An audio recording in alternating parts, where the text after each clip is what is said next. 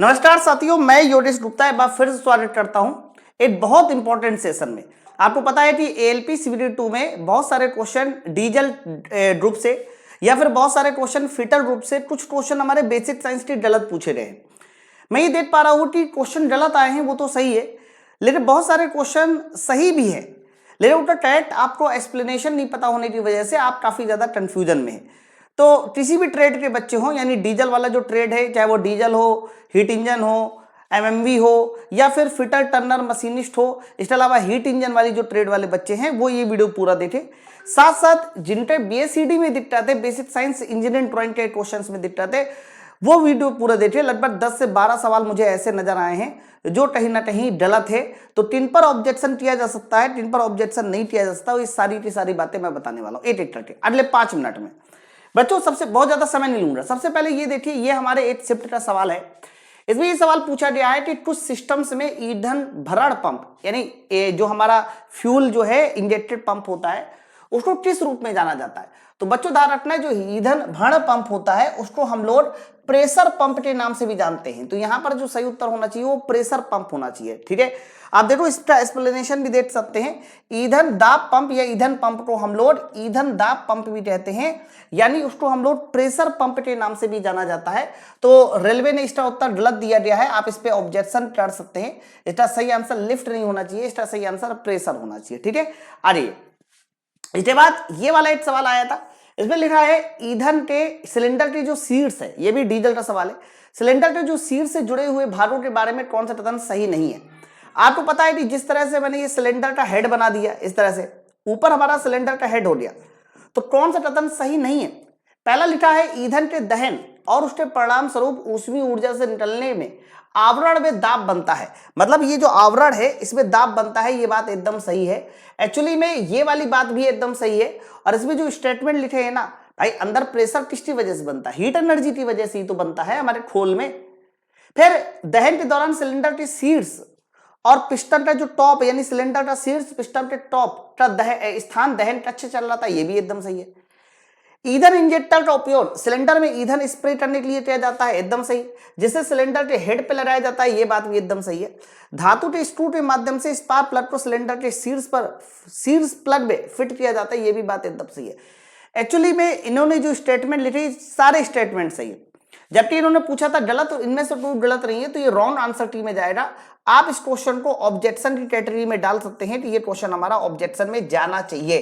ठीक है भाई, ईंधन के दहन और परिणाम स्वरूप ऊष्मीय ऊर्जा से आवरण में दबाव बनता है, ये बात एकदम सही। सवाल लिखा होता दबाव नहीं बनता तो गलत हो जाता है कि नहीं।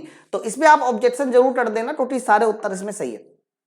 ये देखिए बच्चों, ये वाला जो सवाल है, बहुत सारे लोग सोच रहे हैं कि इस वाले सवाल में ऑब्जेक्शन करना चाहिए। पहले आप बात समझो क्या लिखा है।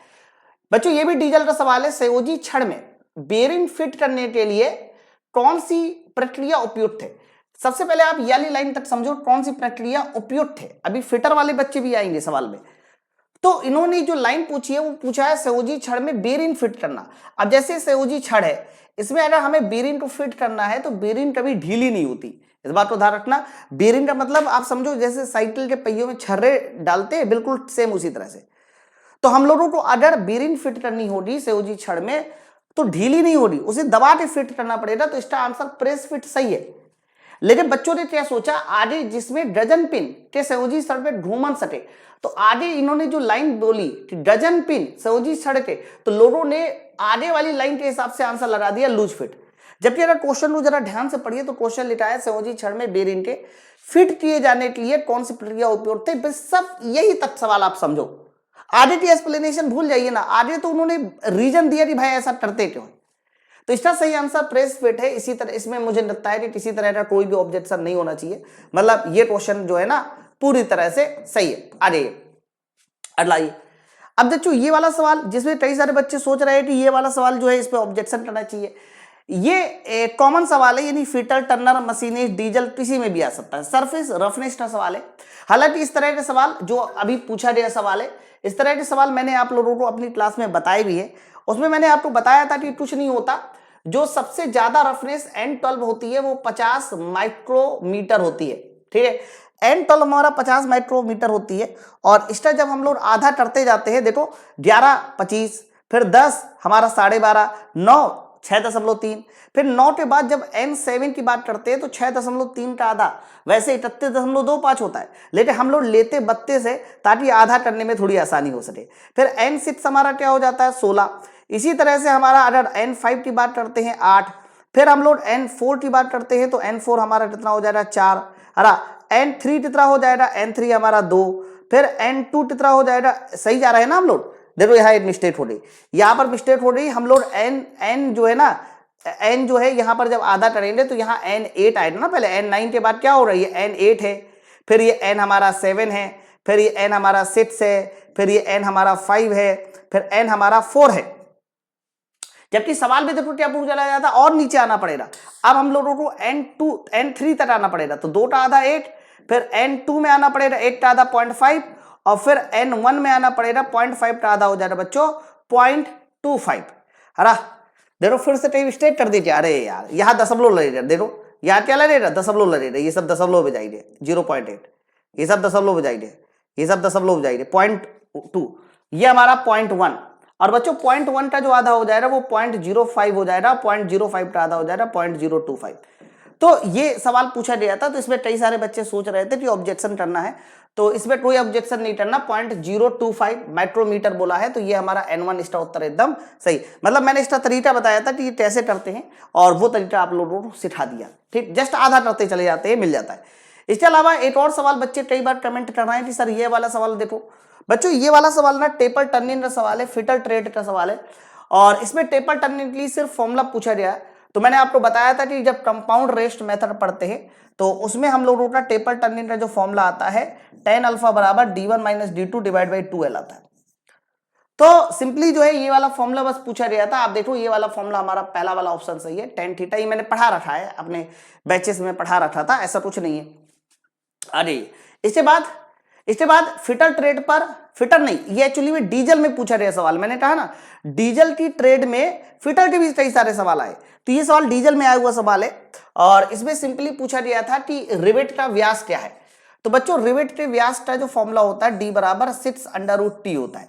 हालांकि इसको अनविन फॉर्मूला कहते हैं, ये वाला उत्तर भी सही है, इसमें कोई ऑब्जेक्शन नहीं हो रहा, और इस वाले फॉर्मूले का मैंने कई बार नाम भी बताया, इसको बोलते हैं अनविन फॉर्मूला, ठीक है। तो ये बात मैंने बताई है, ध्यान रखना है, इसमें किसी तरह की कोई गलती नहीं है, इसमें आपको ऑब्जेक्शन नहीं करना, जिसमें करना है वो भी बता रहा हूं, जिसमें नहीं करना वो भी बता रहा हूं। इसलिए मैं बता रहा हूं कि बच्चे बार बार इस तरह के सवाल लौट रहा हूं, मुझे मैसेज में कर रहे हैं कि सर ये बताइए, ये सही गलत है, ये सही गलत है, बात समझे ना। चलो हाँ, ये वाला सवाल जो डीजल का आया है ये गलत आया है, डेफिनेटली गलत है। बच्चों ये वाला सवाल भी पूछा गया था कि जब आप पिस्टन पिन की असेंबली करते हैं, हम लोग पिस्टन पिन पहनाते हैं ना, है ना, तो पिस्टन पिन की असेंबली करते समय हम किस तरह के टूल का यूज करते हैं। पिस्टन रिंग नहीं बोला, अगर पिस्टन रिंग बोला गया होता इसका आंसर अलग होता, अगर पिस्टन रिंग बोला गया होता तो इसका आंसर होता पिस्टन रिंग कंप्रेसर, है ना। बच्चों ये उत्तर नहीं होगा, पिस्टन पिन की बात हो रही है, तो पिस्टन पिन को पहनाने के लिए हम लोग क्या करते हैं, आर्बर प्रेस की मदद लेते हैं। किसकी मदद लेते हैं, arbor press, okay. An arbor press can be used to press the piston pins, piston pins की बात हो रही है, देख लो पिस्टन रिंग की बात नहीं हो रही, पिस्टन रिंग नहीं बोला है, पिंस बोला है। तो इसका जो आंसर होना चाहिए वो आर्बर प्रेस होना चाहिए, जबकि इन्होंने प्रॉपर ड्रिफ्ट बोला, और ड्रिफ्ट हो ही नहीं सकता यार, ये तो टोटली गलत है। तो ये हमारा जो क्वेश्चन है इसमें आप ऑब्जेक्शन रेज कर सकते हो, है ना, ऑब्जेक्शन रेज कर सकते हो। इसके बाद आगे बात करते हैं, ये वाला सवाल मैकेनिकल में आया हुआ सवाल है, बहुत सारे लोग कह रहे हैं हमने कभी पढ़ा नहीं, आउट ऑफ सिलेबस है, आउट ऑफ सिलेबस नहीं है। मैंने अपनी क्लास में भी बताया था कि जब भी कभी आप लोगों को मैकेनिकल दक्षता पूछी जाती है तो उसमें BP upon IP, brake power upon indicating power, देखो ये फॉर्मूला होता है। तो अगर मैं आपसे सिर्फ पूछूं बीपी क्या होगा, सिर्फ पूछा जाए बीपी क्या होगा, तो बीपी का मतलब होगा mechanical efficiency into IP, indicating power, तो इसका ये उत्तर सही है। इसमें किसी तरह का कोई भी ऑब्जेक्शन करने की नीड नहीं है, बात समझे ना। आ रही है, ये वाला सवाल हमारे डीजल का पूछा गया है, इसमें डेफिनेटली ऑब्जेक्शन करना है। सवाल है इनमें से कौन सा तत्व स्नेहन तेल में एंटी वियर एडिटिव है। एंटी वियर एडिटिव का मतलब ये है कि जो कहीं ना कहीं घर्षण वियर मतलब घिसावट को कम कर सके। तो वियर घिसावट को कम करने के लिए हम लोग जो मेनली तेल में मिलाते हैं ना वो बोरॉन मिलाते हैं। बोरॉन ध्यान रखना हमारा एंटी वियर एडिटिव में आता है। इसी तरह से और भी बहुत सारे तत्व है, लेकिन प्रॉपर कभी एंटीवियर एडिटिव नहीं आता। तो ये एक ऐसा उत्तर है जिसपे आप लोग ऑब्जेक्शन कर सकते हैं। अगर टीसीटी शिफ्ट में पूछा गया सवाल है तो आप डेफिनेटली इस पर ऑब्जेक्शन कीजिए। बोरॉन यूनिट का उपयोग स्नेहन तेल में प्रति एंटीवियर एडिटिव रूप में किया जाता है। ये यूनिट धातु की सतह के साथ रासायनिक रूप से प्रतिक्रिया करके एक सुरक्षात्मक परत बनाते हैं जो धातु के संपर्कों को कम करते हैं, जिसकी वजह से घिसावट हमारा कम होता है। ठीक है, तो ये वाला उत्तर आप ऑब्जेक्शन में लेते जा सकते हैं। इसके बाद बच्चे का ये वाला सवाल भी बहुत ज्यादा बोला जा रहा है, ये एक्चुअली में डबल सही आंसर है इसका। ये फिटर ट्रेड का सवाल है बच्चों। अगर आपको मैं बता दूं, जब आप लोग टेम्परिंग करते हो, ये सब मैंने पढ़ाया है, ऐसा नहीं पढ़ाया टेम्परिंग। तो जब आप लोग टेम्परिंग करते हैं बच्चों, तो टेम्परिंग करने में जो हमारा मार्टेनसाइट है वो टूटता है। तो मार्टेनसाइट जो टूटता है बच्चों, वो किसमें टूटता है? तो मार्टेनसाइट हमारा टूटता है फेराइट और सीमेंटाइट में। ध्यान रखना, मार्टेनसाइट टूटता है हमारा फेरेंटाइट और सीमेंटाइट में। हालांकि फेराइट और सीमेंटाइट में टूटता है बच्चों। फेराइट और सीमेंटाइट इन दोनों को मिला के पियरलाइट, या कई बार इसको परलाइट भी कहते हैं, ये भी बोलते हैं। अब इन्होंने दो चीजों में आंसर दे दिया। देखो ये भी लिखा है कि मार्टेनसाइट फेराइट और सीमेंटाइट में अपघटित होता है, और ये भी बोल दिया मार्टेनसाइट पियरलाइट में रूपांतरित होता है। तो एक्चुअली में इसमें जो ऑप्शन होगा वो मल्टीपल ऑप्शन करेक्ट है। इसमें क्या है? इसमें मल्टीपल ऑप्शन करेक्ट है, और मल्टीपल ऑप्शन करेक्ट होने की वजह से भी अगर ये आपकी शिफ्ट में आया हुआ सवाल है तो इसे आप ऑब्जेक्शन की कैटेगरी में डाल सकते हो। अगर आपका गलत हुआ है तो डेफिनेटली इसका नंबर मिलना चाहिए, क्योंकि इसमें दो उत्तर हमारे कहीं ना कहीं सही। ये हमारा फिटर का सवाल था बच्चों। ये हमारा डीजल का सवाल था। इसमें भी मुझे लगता है, पहले मुझे ऐसा लगा कि ऑब्जेक्शन में नहीं जाए, जब मैंने ध्यान से देखा तो ऑब्जेक्शन में जाना चाहिए बच्चों। इन्होंने पेट्रोल इंजन का कॉम्प्रेशन रेशियो पूछा है। मैं आपको बता दूं, पेट्रोल इंजन का जो कॉम्प्रेशन रेशियो होता है वो हमारा 6 से 12 के बीच होता है। अलग अलग बाइक में 6 होता है, कुछ और बाइकें होती है जिनमें 9 भी होता है, 10 भी होता है। मतलब अलग अलग जो निर्माता कंपनी है भाई, किसी का इंजन 120 सीसी का है, किसी का इंजन जो है 150 सीसी का है, 220 सीसी का है, 200 सीसी का है। तो अलग अलग सीसी होने की वजह से उनके कॉम्प्रेशन रेशियो अलग अलग है। तो हालांकि इनको कंफ्यूजन उत्तर नहीं बनाना चाहिए। मैं मानता हूं कि 22 और 14 नहीं सही है, लेकिन 8 भी हो सकता है बच्चों, और 6 भी हो सकता है। तो मल्टीपल ऑप्शन सही है इसमें, इसीलिए आप इस क्वेश्चन को ऑब्जेक्शन की कैटेगरी में डाल दीजिएगा।